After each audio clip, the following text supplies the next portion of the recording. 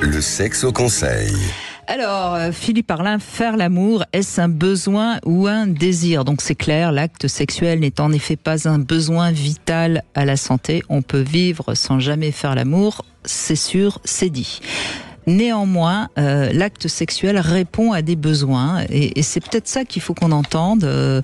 On a ce besoin de se rapprocher, ce besoin de communication corporelle, ce besoin d'exprimer son désir, d'exprimer son amour.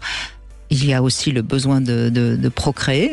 Quand on a envie d'être enceinte, par exemple, on a besoin de faire l'amour, ce qui explique cette fameuse montée de désir chez les femmes quand elles sont prêtes à être mères. Et puis c'est pas aussi des hommes qui ont peur d'avoir un enfant. Donc on voit bien que oui, derrière faire l'amour, il y a des besoins.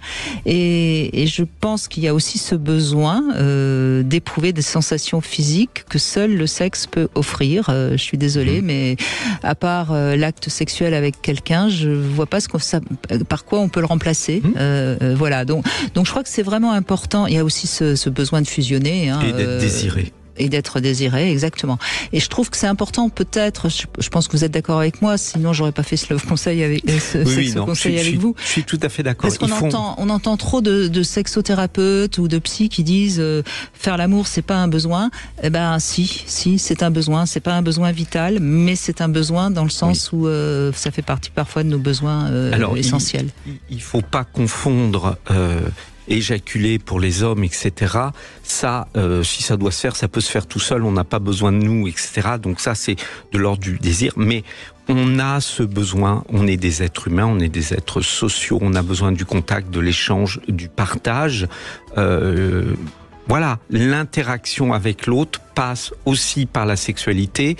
Et on voit bien comment chez ces personnes qui s'en sont privées, je parle pas des asexuels, mais des gens qui s'en privent pour des raisons philosophiques ou autres, etc., vont en souffrir. C'est-à-dire qu'il y a un assèchement, un appauvrissement de cette part d'humanité qui, je pense, se réhydrate dans l'amour et dans la sexualité. Donc c'est très important. Il y a un besoin pour notre développement personnel à être dans l'amour avec l'autre et dans un partage qui passe aussi par la sexualité. Voilà, c'est parfois bien de remettre à la sexualité ses lettres de noblesse parce que quand même on entend trop le discours un peu inverse en ce moment. Donc c'est peut-être bien de le rappeler.